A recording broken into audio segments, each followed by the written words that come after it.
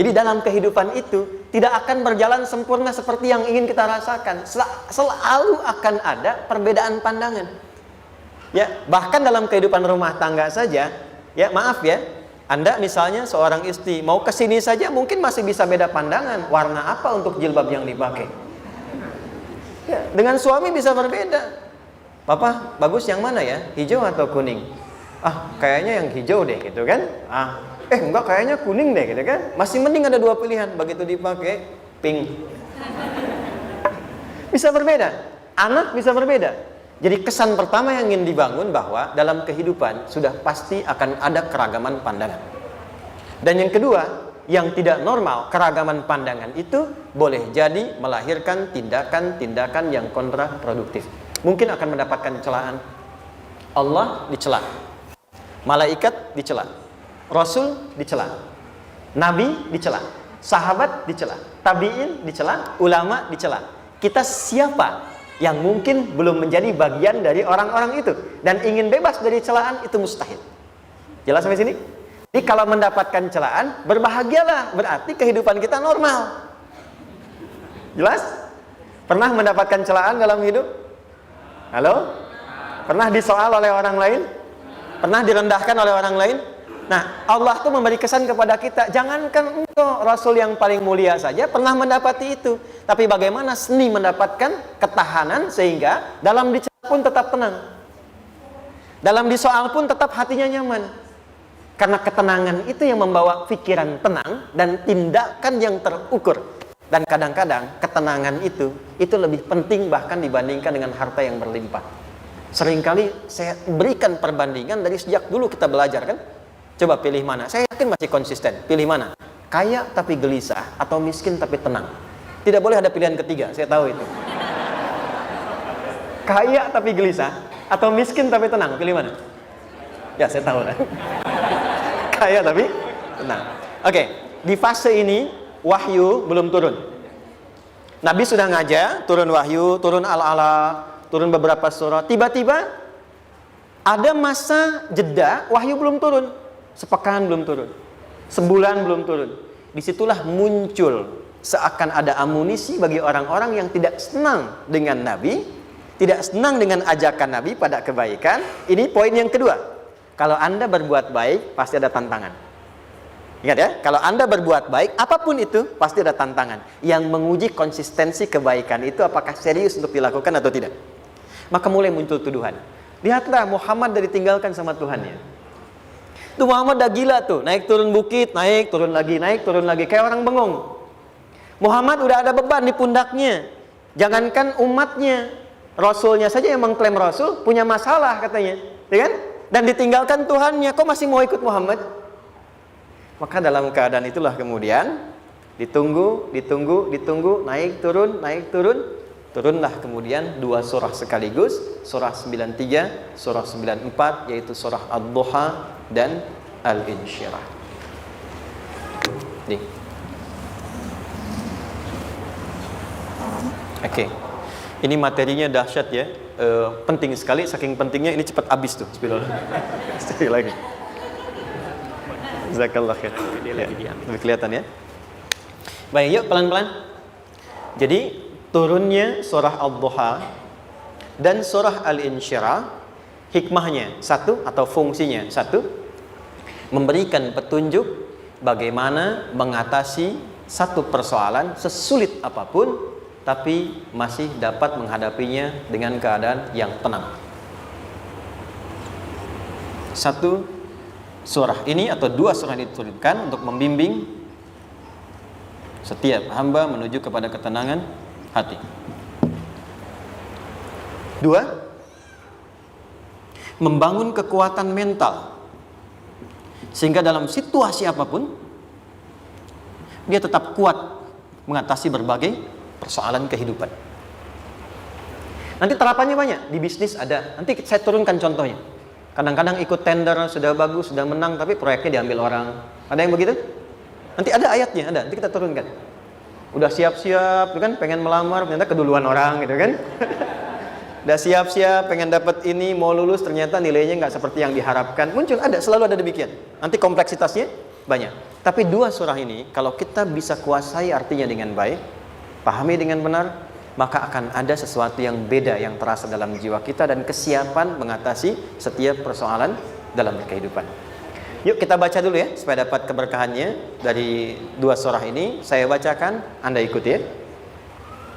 A'udzu billahi minasy syaithanir rajim.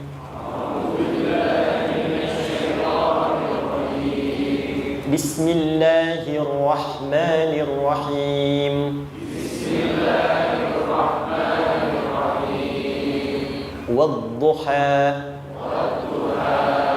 والليل إذا سجى ما ودعك ربك وما قلى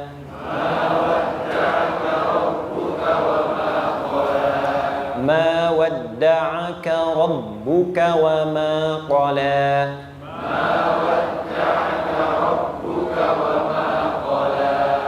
وللآخرة خير لك من الأولى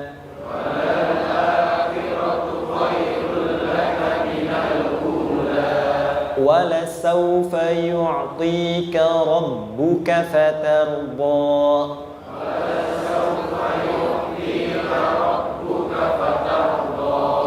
ألم يجدك يتيما فآوى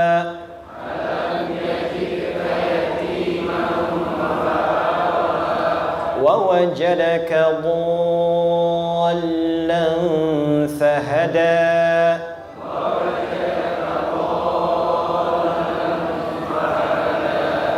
ووجدك عائلا فأغنى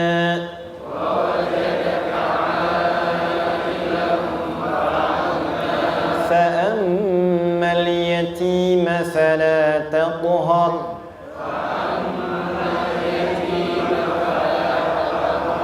وأما السائل فلا تنهر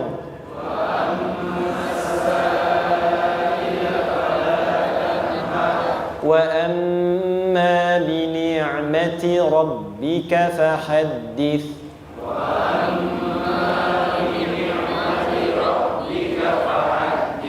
Baik, satu surah dulu, alhamdulillah.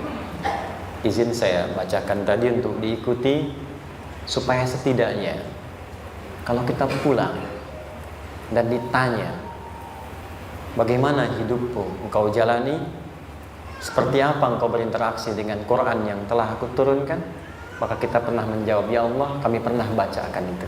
Jangan pernah kita berkehidupan sampai wafat dan tidak pernah berinteraksi dengan Quran walaupun sekedar membacanya. Wadduha, aku bersumpah, setiap huruf waw yang berada di awal kalimat di satu surah itu makna utamanya berarti sumpah. Ya, qasam, sumpah. Seringkali diartikan demi, ya.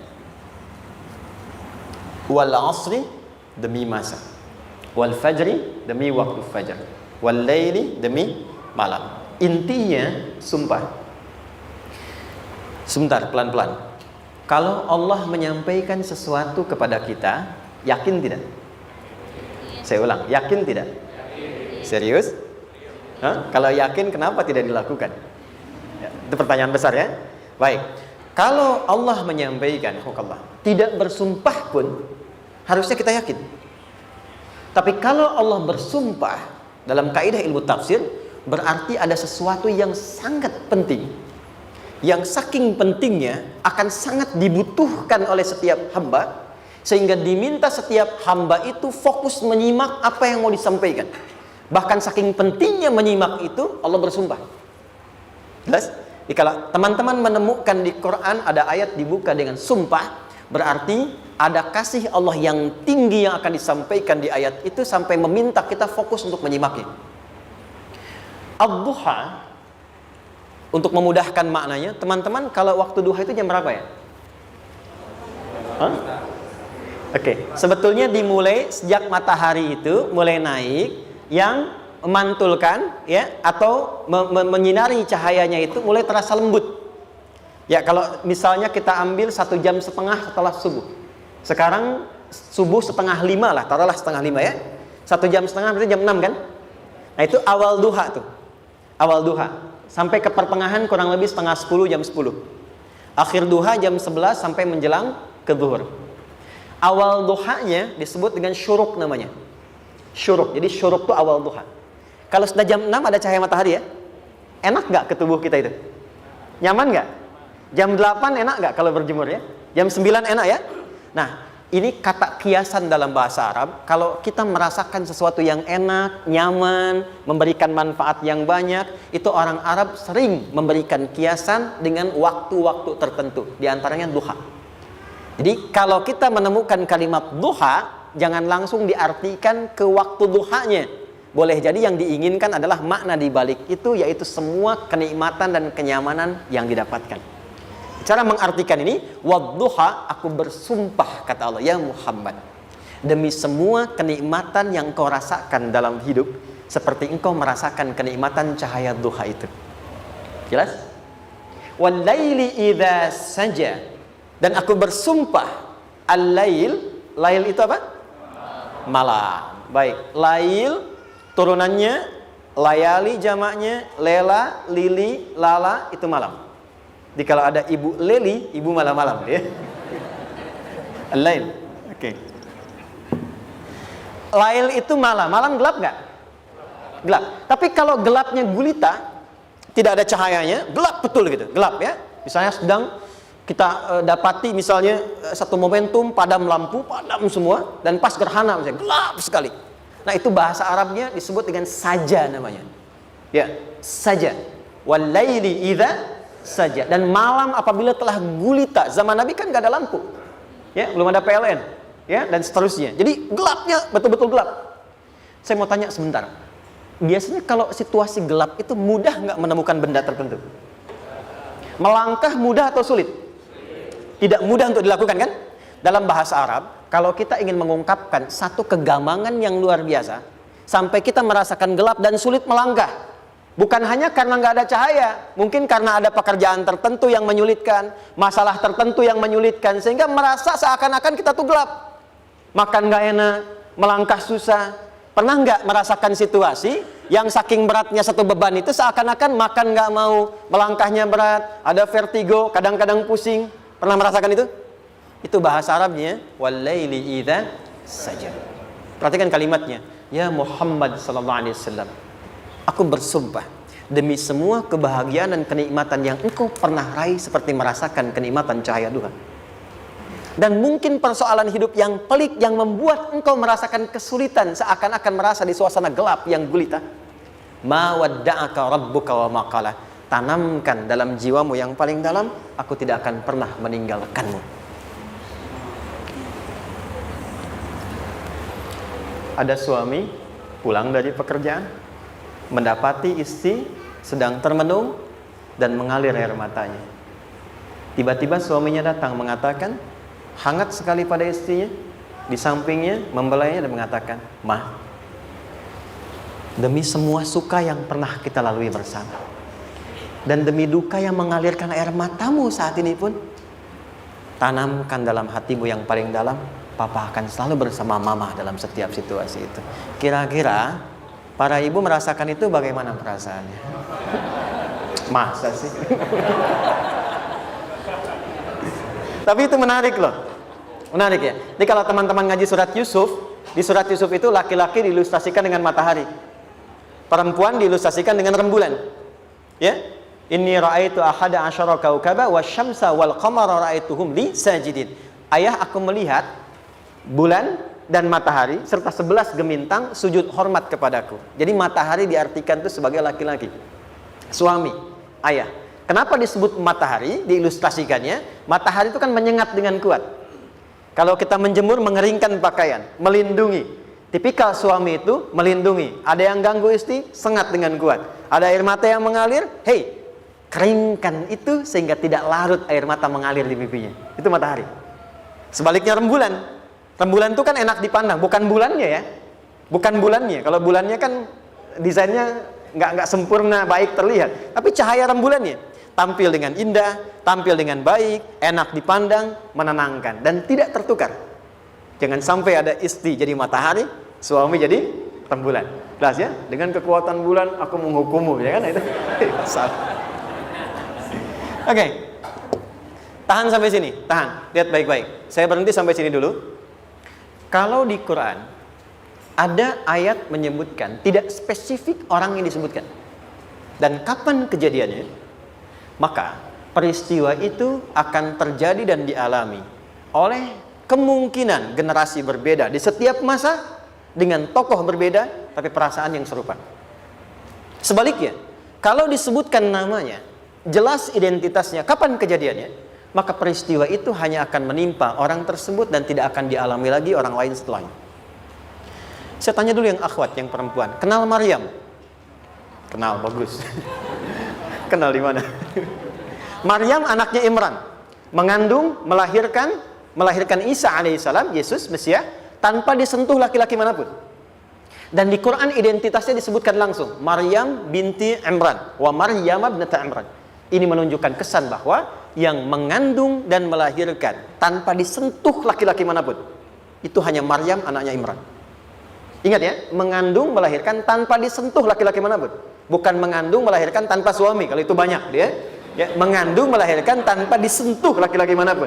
Hanya Maryam binti Imran. Tapi kalau nggak disebutkan siapa orangnya, kapan kejadiannya, tidak detail disebutkan, ini artinya situasi itu akan dialami kembali oleh orang di masa depan dengan generasi yang berbeda tapi substansi yang sama. Pertanyaannya, pernahkah kita mengalami situasi yang sulit sampai seakan merasa gelap? Nah, baik, maka adab yang pertama, jika mengalami situasi seberat apapun dalam berkehidupan, maka dekati Allah Subhanahu wa ta'ala. Ini awalnya, dekati Allah. Apalagi kalau ada yang mengatakan ini nggak mungkin, ini nggak akan terjadi, ini nggak bisa. Kalau sudah ada tanda seperti itu tanda langsung dari Allah supaya Anda diminta langsung mendekat kepada Allah dan tinggalkan semua makhluk. Karena Allah hanya akan mengabulkan langsung kepada Anda tanpa perantara siapapun.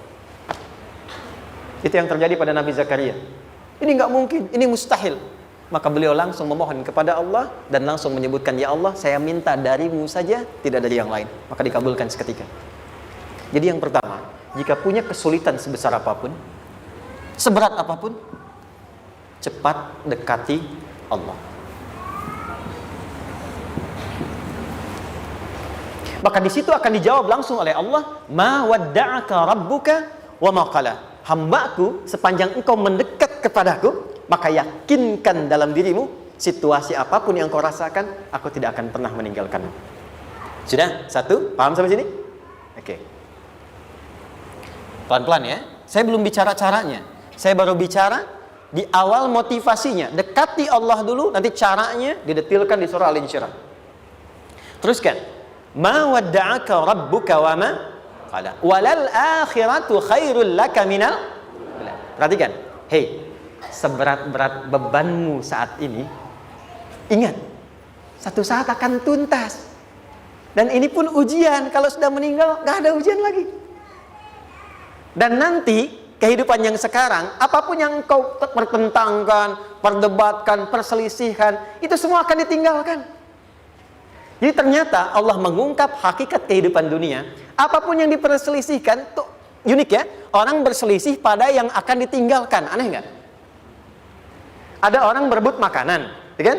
Rebutan sampai berkelahi dan sebagainya. Pada akhirnya, makanan yang diperebutkan itu pun akan ditinggalkan.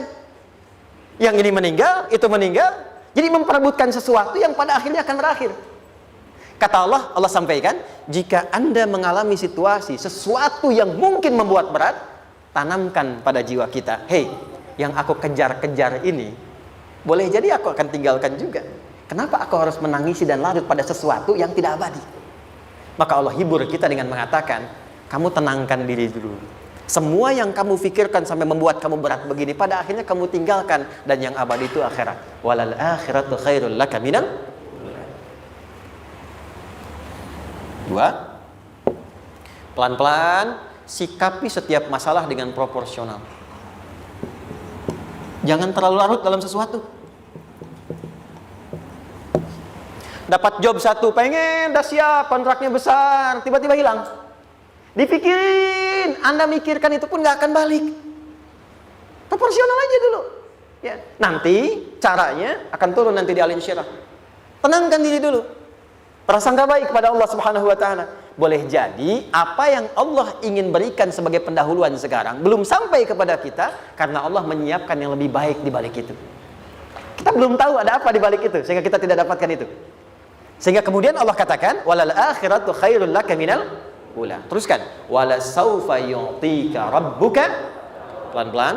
Orang yang punya sikap seperti ini itu cenderung lebih dekat mendapatkan ridha Allah dibandingkan dengan orang-orang yang larut dalam kesulitan. Orang yang move on dengan setiap persoalan dalam kehidupan, cepat berpikir secara proporsional, tidak menggantungkan hidupnya pada persoalan tertentu sehingga membuat dia menjadi beban, itu lebih mendekatkan dirinya kepada ridha Allah dibandingkan dengan orang yang meratapi persoalan hidupnya. Ya. Pelan-pelan. Jadi spiritnya, kalau punya masalah apapun, jangan dilarutin terus. Gak usah diratapi, cepat move on. Berpikir lagi, rencanakan lagi. Nanti, detailnya ada di al-insyirah. Tapi poin besarnya, janji Allah mengatakan, kalau Anda bisa move on, proporsional, maka yang dijanjikan oleh Allah, di situ Allah percepat datangnya ridha Allah Subhanahu wa ta'ala. Kalau ridha Allah sudah datang, maka akan dua yang diberikan. Pertama kali, ketenangan di dalam jiwa, dan yang kedua, kemampuan untuk berikhtiar lebih baik mencapai apa yang diinginkan. Satu, kalau ridha Allah sudah diberikan pada seorang hamba, yang pertama diberikan ketenangan dalam jiwa. Bukan dunianya dulu. Bukan apa yang Anda ingin harapkan dulu. Pengen sesuatu, ya, pengen materi, pengen kedudukan, pengen lulus anaknya ujian, ya kan? Tiba-tiba terjadi sesuatu, diratapin, alih-alih meratap, alih-alih membuat status, alih-alih menyulitkan diri, kata Allah, terima dulu proporsional. Setelah itu dekatkan diri kepada Allah, turun ridha Allah, begitu turun yang pertama diberikan ketenangan kepada hati. Tenang dulu. Kalau sudah tenang, nanti dibimbing menyelesaikan apa yang sedang dihadapi itu. Itu poin yang ketiga. Pelan-pelan. 4. Kita masuk ke detail sekarang. Perhatikan baik-baik. Ini yang paling menarik. Alam yajidka yatiman fa'awa. Muhammad SAW, bukankah dulu engkau yatim? Punya banyak masalah? Aku selesaikan juga. Ayahmu meninggal sebelum lahir, ada ibu. Ibu meninggal, ada kakek. Kakek meninggal, ada paman. Ya kan? Ada teman yang menemani Sayyidah Khadijah. Teman yang setia. Semua kebutuhan tersedia. Artinya apa? Perhatikan baik-baik. Kalau Anda punya masalah sekarang, jangan sampai melupakan yang dulu-dulu pun pernah tuntas Allah selesaikan. Jadi kalau sekarang sedang punya persoalan, jangan sampai satu masalah ini membuat Anda kehilangan harapan dan kehidupan. Sementara Anda sadar, dulu pun banyak masalah kok selesai juga. Kenapa dengan yang satu ini kita harus jatuh? Sekarang usia berapa? 20, 30, 40, 50. Sekarang usia 50 tahun, ada masalah, baru 5 menit datang sudah merasa jatuh. Yang 50 tahun ke belakang yang banyak selesai itu kita nilai atau tidak? Maka kata Allah, seperti yang dulu pernah aku selesaikan ribuan masalah itu, yang sekarang pun mudah aku tuntaskan. Jelas? Nah, secara psikologi, orang-orang yang selalu bertindak seperti itu akan selalu punya harapan lebih tinggi untuk menyelesaikan persoalannya. Jadi kalau sedang punya masalah, pikirkan yang dulu juga selesai, masa yang sekarang nggak selesai. Itu prinsipnya. Secara psikologis demikian. Jelas ya? Oke. Wa wajadaka dhallan fahada. Muhammad, dulu engkau pernah mengalami melihat masyarakat banyak berbuat yang tidak baik, aku berikan petunjuk. Kuncinya fahada di situ. Orang yang punya motivasi kuat dan keyakinan untuk bisa menyelesaikan persoalannya, maka dia akan lebih cepat mendapatkan petunjuk Allah untuk mendapatkan solusi terbaik. Ada sini. Saya agak cepat ya, mohon izin. Wa wajadaka 'ailan fa'aghna. Bahkan, maaf, bukan sekedar selesai, kalau perlu saya bikin kaya, kata Allah. Aghna itu kalau ilmunya luas. Kalau harta, hartanya banyak. Kalau kedudukan, kedudukannya tinggi. Hei, engkau yang sedang mengejar kedudukan, aku tahan sebentar karena ada yang gak bagus untukmu di sini. Tapi kalau kamu terima, aku angkat itu lebih daripada apa yang kamu harapkan. Kamu pengennya bintang 2, aku naikkan sampai bintang 4. Kalau perlu 5 sekalian. Hei, kamu yang ingin kampus di sini, aku tahan, bahasa kamu nggak lulus, kamu nangis, kamu mengadu, kamu datang pada orang tuamu. Orang tua mulai protes, mulai curhat macam-macam. Terima dulu. Mungkin di sini ada yang tidak baik seperti doa ibumu yang sering memohon, ya Allah, jangan sampai anakku berbuat yang salah. Jangan sampai terjebak narkoba. Jangan sampai terbawa tawuran. Di sini ada yang kurang tepat untukmu. Kalau kamu ridha, kamu terima, kamu proporsional, bahkan aku pindahkan ke kampus yang lebih baik yang tidak kamu bayangkan sebelumnya. Di orang-orang yang selalu menerima apa yang Allah ujikan dan ridha dengan itu, maka Allah akan angkat derajatnya bahkan melebihi ekspektasi dirinya. Paham? Kalau sudah seperti itu, maka lihat ujung ayatnya. Lihat ujung ayatnya. Fa'ammal yatima fala taqhar. Hei, maka jangan pelit berbagi kepada orang lain. Share. Kalau sudah sukses, share. Berbagi, bukan hanya materi, bagi ilmunya, ya, bagi kebahagiaannya. Wa ammas sa'ila fala tanhar. Jangan sampai nunggu orang minta. Kalau lihat ada kawan yang butuh, sekarang Anda sukses. Tapi boleh jadi kesuksesan Anda itu tangganya dari teman-teman Anda. Kalau sudah teraih ke atas, lihat lagi anak tangganya ke bawah. Ajak teman, jangan ditunggu minta. Ajak, bawa dia, berikan peluang. Jangan sampai dia minta, apalagi Anda bentak-bentak. Aku kan yang dulu bantu kamu. Jangan sampai keluar kata-kata itu. Kamu bisa naik di atas karena aku kan yang dulu bantu kamu. Kamu bisa jadi pemeran utama karena aku yang rekomendasikan. Karena aku yang dorong kamu, misal. Jangan sampai keluar kata-kata itu. Apalagi langsung keluar, tidak. Ini karena ilmuku saja misalnya. Kalau itu bisa dilakukan dengan baik, lihat ujungnya. Wa amma bi ni'mati rabbika fahaddits. Maka semua nikmat yang dirasakan akan mudah untuk diimplementasikan dan disyukuri. Jadi semua nikmat itu bukan cuma dirasakan. Jadi membagi semua nikmat itu adalah rasa terbaik untuk menikmatinya. Maaf ya, Anda kalau punya makanan, dimakan sendiri. Dengan dibagi sama-sama, kira-kira rasa nyamannya yang pertama atau yang kedua? Kedua. Makan sendiri, enaknya sendiri kan?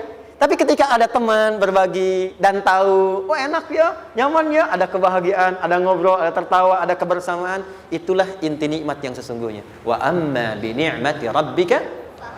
Ternyata masalah yang diberikan bukan ingin memberikan beban, tapi ujungnya, endingnya supaya Anda bisa mendapatkan nikmat berkualitas yang bisa dibagi.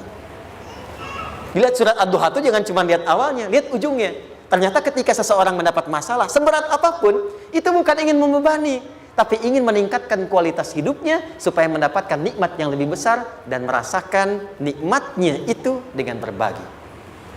Itu poinnya.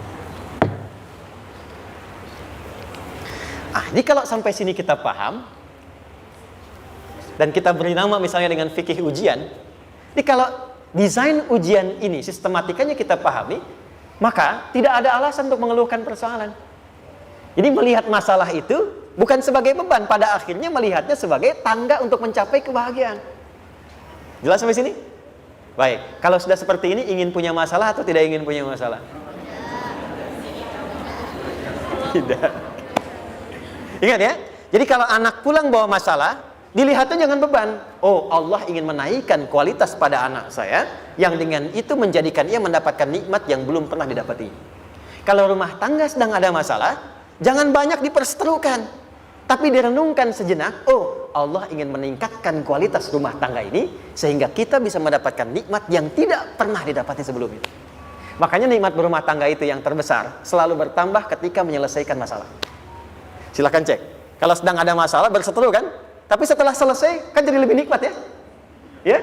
Lebih senang lagi, lebih cair lagi, lebih bahagia lagi, lebih mendukung lagi. Ternyata ada nilai-nilai kebaikan yang tersimpan yang belum disadari sepenuhnya. Pertanyaannya, kadang-kadang mudah diucapkan tapi tidak mudah mempraktekkan.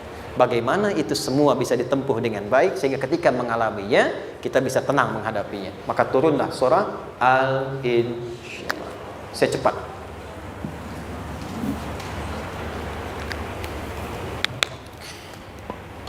Teman-teman, ini apa? Kelas ya? Baik, pelan-pelan sedikit. Kira-kira volumenya besar kecil? Kecil ya? Baik. Kalau saya bandingkan dengan gayung, volumenya besar mana? Gayung ya? Baik. Kalau ini saya perlebar, sehingga bisa memasukkan apapun ke dalamnya, itu bahasa Arabnya disebut dengan insyirah namanya. Jelas? Meluaskan sesuatu sehingga terlihat lapang, sehingga memudahkan setiap hal masuk ke dalamnya. Itu insyirah namanya. Surah ini diberi nama dengan surah Al-Insyirah, yang berarti sesuatu yang lapang, yang tenang, yang nyaman. Yang diharapkan dengan keadaan hati yang lapang, nyaman, tenang itu, segala persoalan yang dihadapi dalam kehidupan akan mudah diterima dan tidak berdampak besar dalam menyikapinya. Maka bagaimana kemudian Allah memberikan turunan-turunan petunjuk supaya apa yang diharapkan ini bisa tercapai? Satu, izin mengilustrasikan. Saya kasih cerita sebentar. Ada seorang anak muda, kisah ini sangat viral, hampir setiap kita bisa mendapatinya. Datang kepada seorang kakek tua di sisi danau yang jernih sekali airnya. Dia berkeluh kesah tentang persoalannya. Dia katakan, saya punya masalah begini. Berat sekali terasanya. Kakek itu kemudian permisi, dia hanya membawa 2 genggam garam. Kemudian beliau bawa 1 gelas, ilustrasinya seperti ini. Dimasukkanlah kemudian garam itu ke gelas itu. Lalu diambil 1 gelas air yang jernih tadi dengan garam segenggam. Kata beliau, minum. Pemuda itu mengatakan, wah asin, minum aja dulu. Lalu ketika diminum, langsung ditumpahkan. Dia muntahkan, asin katanya. Lalu setelah itu kakek yang tadi melepaskan segenggam sisanya, dilempar ke danau tadi yang luas. Lalu diambil lagi dengan gelas yang sama. Sekarang minum. Bagaimana rasanya? Segar, enak, nyaman. Itulah hatimu. Kalau hatimu sempit sesempit gelas ini, maka masalah sekecil apapun akan selalu menghadirkan kesulitan seperti engkau menelan garam tadi. Tapi kalau hatimu luas, sebesar apapun masalah, tidak akan pernah berdampak pada dirimu kecuali engkau mampu menyusun rencana untuk mengatasinya. Kelapangan hati yang membuat diri kita mampu menerima persoalan apapun, itu yang disebut dengan insyirah. Makanya dulu tahun 90-an ada sinetron Hati Seluas Samudra gitu ya. Saya pernah tahu itu. Sama anaknya diapa-apain juga, masih aja ya menerima gitu. Dulu siapa ya? Jeremy Thomas dan lain-lain ya. Saya kira ada itu. Ya, saya kira itu ya. Saya pernah lihat sejenak ya. Saya jarang-jarang nonton itu. Pernah lihat aja. Saya senang riset. Jadi kalau riset itu ada riset dakwah, ada riset materi. Saya teman-teman yang musik gitu ya, saya tidak terlalu dekat dengan musik karena saya di Quran gitu. Tapi untuk mengetahui hukum musik itu bagaimana, saya riset. Sampai ke notasi saya tahu. C D F G A B C G A B C D F G D F G A B C D A B C D F G A F G A B C D E B C D E F G Ais B F G Ais B Cis Dis Ais Fis Cis Ais Fis Gis Ais Bis Cis gitu kan ya? Ya, tapi kalau diminta piano, gitar, ini saya nggak bisa. Ya, tapi untuk menentukan hukum, nah kita bisa paham gitu. Misalnya boleh nggak baca Quran pakai langgam Jawa gitu kan? Nah, hukumnya apa? Nanti dari teori itu muncul. Ya, paham ya? Nah, oke, balik sini. Perhatikan baik-baik. 1, saya agak cepat. Ini ditafsir langsung turun Al-Insyirah. Yang pertama, alam nashrah laka sadrak wa wada'na anka wizrak allazi qadha dhahrak. Tahan sampai sini dulu, 3 ayat. Saya mulai dari ayat kedua dan ketiga. Perhatikan baik-baik. Wa wada'na anka wizrak allazi qadha dhahrak. Artinya apa? Artinya satu beban yang diletakkan di pundak yang berpengaruh kepada semua bagian tubuh. Kita pernah melakukan atau melihat yang angkat beban ya? Beban kan semakin berat diangkat, semakin terasa ke bagian-bagian tubuh ya, ke semuanya. Nah, itu namanya wizrak alladzi anqadha dhahrak. Beban yang dipikul yang berat sekali sampai semua merasa. Makanya jadi satu ungkapan dengan mengatakan dia sedang memikul beban yang sangat berat. Sampai kepalanya pusing, tidur nggak nyaman, miring kanan, miring kiri. Itu namanya ya alladzi anqadha dhahrak. 1. Saya percepat, akan ada satu masa dalam hidup setiap hamba merasakan satu persoalan yang seakan-akan beban berat yang dipikul sampai merasa kesulitan dari ujung kepala sampai ujung kaki. Siapapun itu. Jujur ya, setiap kita tanyakan pada diri sendiri. Setiap kita yang ada di sini, saya yakin pasti pernah atau bahkan akan mengalami satu peristiwa yang merasakan beban berat sampai seakan-akan ujung kepala sampai ujung kaki merasakan sakitnya. Ada yang sudah mengalami atau bahkan nanti akan ada yang melalui. Perhatikan baik-baik. Teruskan ayatnya. Wa rafa'na laka. Perhatikan. Kalau ada yang sedang merasakan itu, yakinlah kata Allah, pada saat itu sesungguhnya Allah sedang mengangkat derajatnya dan meningkatkan kualitas hidupnya untuk mencapai sesuatu yang istimewa yang belum pernah diraihnya. Dari sini kita buat persamaan. Ujian, tadi kan, berbanding lurus dengan harapan, banding lurus dengan solusi nanti pada akhirnya. Fokus. Lulus di sini, insya Allah setiap persoalan akan lebih mudah untuk diatasi. Ujian, seberat apapun yang sedang kita alami, tidak akan pernah diberikan kepada kita oleh Allah, kecuali ternyata hikmahnya untuk mengabulkan harapan-harapan besar yang sebetulnya kita mintakan. Jujur ya, setiap kita kan sering punya permohonan ya, sering berdoa ya, ya Allah minta ini, minta itu, minta ini, minta itu, gitu kan? Nah, cara Allah mengabulkan harapan kita itu, yang pertama, jalurnya lewat ujian. Karena semua kesuksesan itu, desain dasarnya adalah melewati ujian. Coba, anak-anak kita yang sedang sekolah itu, apa mungkin diwisuda dengan penuh kebahagiaan kalau nggak mengalami ujian? Hah? Lewat ujian dulu kan? Dia belajar dulu, ujian dulu, ngatasin soal dulu, lulus, baru wisuda. Apakah mungkin akan dapat IPK 4 yang diharapkan kalau tidak mengalami ujian? Belajar dulu, ya kan? Ada waktu, sempat dia bangun malam, siang, dan seterusnya, belajar, keringat, dan sebagainya, baru bahagia kan? Dan ternyata belajar itu untuk diwisuda. Sebab kalau kita tidak belajar, mustahil dapat wisuda. Kalau tidak lewat ujian, mustahil dapat ijazah. Karena ternyata harapan itu, hukum dasarnya dalam berkehidupan, bisa diraih dengan melewati ujian. Ini poinnya. Jadi mohon, kalau sedang mengalami sebuah peristiwa dan kita harus menghadapi itu, coba renungkan, sebetulnya pernah berdoa apa sampai kita mengalami itu, sehingga dengan jalan itulah sebetulnya Allah ingin mengabulkan harapan yang dulu pernah kita mintakan. Jelas? Oke, satu. Yuk turunkan rumusnya pelan-pelan. Quran surah kedua ayat 286. Ini kesini dulu, baru nanti kita balik lagi. 2 Al-Baqarah ayat 286. La yukallifullahu nafsan illa wus'aha. Tahan sampai sini. Lihat baik-baik. Hukum yang pertama. Hukum pertama. Allah tidak mungkin menguji seorang hamba di luar batas kemampuannya. Jadi kaidah yang pertama tadi, kalau kita sedang diuji, sebetulnya ada harapan dan doa yang pernah kita mohonkan dan Allah ingin mengabulkan itu, jalan pertama lewat ujian. Tapi adilnya Allah, tidak akan pernah kita diuji kecuali sesuai dengan kemampuan kita. Jadi kalau nggak mampu, nggak mungkin diberikan ujian. Ingat ya, kalau tidak mampu, tidak mungkin diberikan ujian. Artinya harapan yang kita mohonkan pun akan sesuai dengan kemampuan kita. Jadi kalau kita minta sesuatu nggak mungkin bisa menggunakannya, nggak akan dikasih. Nah, balik ke sini untuk memberikan ketenangan kepada hati kita. Kalau sedang menerima persoalan, setelah kita mengatakan, oh ini mungkin ada harapan yang ingin saya dapatkan, jalannya lewat sini. Untuk memberikan ketenangan kepada hati, begitu persoalannya tiba, langsung katakan pada diri kita, saya pasti bisa menjalaninya. Mustahil saya diuji kalau nggak mampu menjalaninya. Itu bahasa singkatnya. Ingat ya? Kalau ingin mudah menyelesaikan persoalan, kata Quran, setiap ada ujian, langsung katakan pada hati kita, insya Allah bisa. Nggak mungkin saya diuji kalau saya nggak sanggup. Jelas? Dan tanamkan itu pada hati yang paling dalam. Ini nggak mudah. Kalau cuma disimpan di pikiran, jadi beban.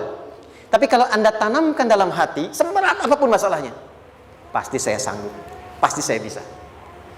Pernah lihat dulu ada acara 90-an Benteng Hattori? Oke? Benteng Takeshi ya? Takeshi ya, gitu kan artinya kan bisa jawab ya. Saya tahu Ninja Hattori mendaki gunung lewati lembah, ya tahu ya. Songoku, Songgohan, saya tahu itu. Songoku, Kamehameha, Piccolo itu yang nulisnya Suzuki Watanabe, saya tahu itu. Benteng Hattori, balik lagi ya. Benteng Takeshi ya. Puncaknya kan main pakai itu kan, pakai tank ya dan sebagainya. Tapi pernah ingat gak satu episodenya itu? Begitu akan bertarung, kan selalu ada motivator di sampingnya itu mengatakan, ayo kamu bisa, gitu kan? Wah, namanya. Dia nggak ngaji Quran tuh, kita punya ayatnya. Pernah nggak? Buka lagi ya dulu ya. Oke. Korea, kenapa bisa nyusul Jepang? Salah satunya, waktu Jepang itu maju, setiap di Korea itu ditanamkan dari mulai anak-anak TK-nya. Kita harus lebih daripada Jepang. Sejak anak-anaknya TK. Itu ditanamkan betul. Kita bisa, kita dari TK. Sehingga ketika di sana bikin Honda, sini Hyundai. Hyundai kan dibacanya Hyundai. Ya kan? Sana Honda, sini Hyundai gitu. Di apapun yang dibuat Jepang, Korea harus lebih unggul. Itu ditanamkan dari awal. Bisa. Kita itu sekarang punya ayatnya. Jadi kalau sedang punya masalah seberat apapun, katakan pada diri kita, insya Allah bisa. Gak mungkin diuji kalau nggak sanggup. Bisa insya Allah. Bisa. Kenapa mah? Bisa. Jelas? Oke. Sudah di situ teruskan. Lanjutkan. Warafa'na laka dzikra. Teruskan. Fa inna ma'al usri. Nah, ini poin terbesarnya. Fa inna ma'al usri yusra. Fa huruf yang menunjukkan sesuatu berlangsung dengan cepat.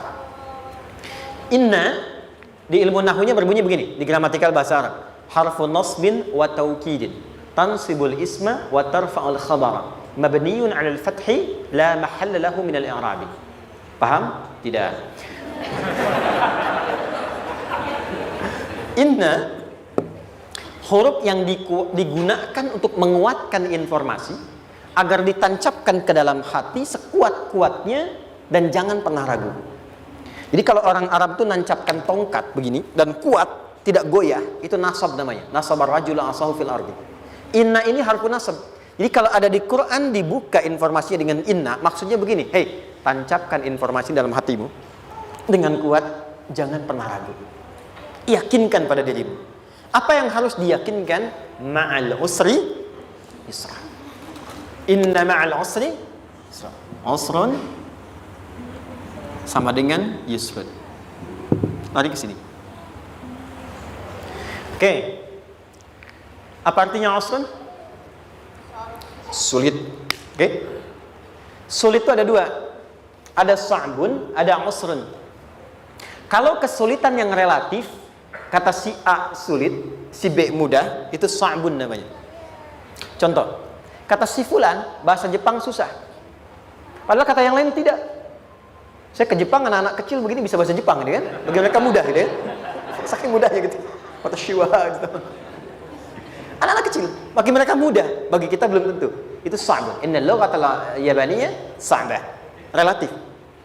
Tapi kalau kesulitan yang sifatnya mutlak, semua orang mengatakan sulit. Maaf, bawa mobil, sulit atau mudah? Bukan mengendarai ya, bawa mobil, bawa. Sulit ya? Sulit ya? Baik, sepakat sulit semuanya. Nah, itu dalam bahasa Arab dikenal dengan usrun. Kesulitan yang semua sepakat bahwa itu susah. Sulit, semua sepakat. Dan ketika ada orang bicara, aku sedang punya masalah begini. Semua mengatakan, wah itu nggak mudah, itu nggak mudah. Itu usrun namanya. Lawannya, kemudahan yang relatif disebut sahlun. Tapi kemudahan yang semua sepakat bahwa itu mudah, itu yusrun namanya. Mengangkat spidol, semua mengatakan mudah, ringan. Itu yusrun namanya. Perhatikan, Allah tidak memasangkan sa'bun dengan sahlun, tapi memasangkan usrun dengan yusrun. Orang-orang yang punya keyakinan kuat, setiap persoalan itu akan selesai. Dan dia mengatakan pada dirinya, aku bisa melewatinya. Maka, perhatikan kalimatnya kata Quran, inna ma'al usri yusran. Sesulit apapun masalah yang sedang dia alami, maka Allah akan datangkan solusi semudah-mudahnya yang bisa dia nikmati. Dengan kata lain, kalau kita bawa ke bahasa psikologi, kalau sedang menghadapi persoalan seberat apapun, selain kita mengatakan, ini pasti bisa saya lalui, saya insya Allah sanggup mengatasinya, katakan pada diri kita, ini pasti selesai. Pasti ada solusinya, pasti mudah. Katakan, walaupun memang solusinya belum datang, tapi tenangkan pada diri kita dengan mengatakan, inna ma'al usri yusra. Bahasa psikologinya, katakan pada diri kita, ini pasti selesai. Nggak mungkin nggak selesai, pasti ada solusinya, pasti mudah. Itu lebih memberikan harapan pada diri kita untuk menuntaskan persoalan dibandingkan dengan meratapinya. Jelas? Teruskan. Fa inna ma'al usri. Kalau masih ragu kata Allah, katakan lagi sekali lagi. Sampai hati kita merasa nyaman. Jadi kalau sedang punya persoalan seberat apapun, tanamkan pada diri kita, pasti selesai. Belum nampak, insya Allah pasti selesai. Gak mungkin diuji kalau gak ada solusi. Itu lebih memberikan harapan. Setelah itu, fa'idha faraghta, mitigasi masalahnya, mitigasi persoalannya. Tuliskan, ini masalahnya apa? Rumah tangga. Apa saja misalnya, dia ada suami, ada istri, ada anak-anak. Masalah ada di mana? Kadang-kadang benangnya jadi kusut karena satu-satu nggak segera diselesaikan. Maka kata Al-Quran, fa'idha faraghta, satu-satu mitigasi dulu. Satu masalah di sini, lihat di suami, lihat di istri. Kalau pekerjaan, masalahnya apa? Sebelum bercabang kemana-mana, petakan. Apakah rekanannya? Apakah relasinya? Apakah kemampuannya? Apakah manajerialnya? Apakah marketingnya? Mitigasi, kotaki semua, selesaikan satu-satu. Setelah itu, apa yang dilakukan? Wa ila rabbika, tawakal sepenuhnya kepada Allah untuk menentukan hasilnya. Tawakal itu yang paling mahal.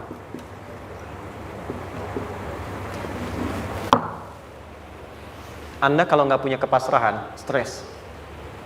Karena selalu memikirkan apa yang mau dikerjakan dan selalu orientasi pada hasil. Kita punya tawakal.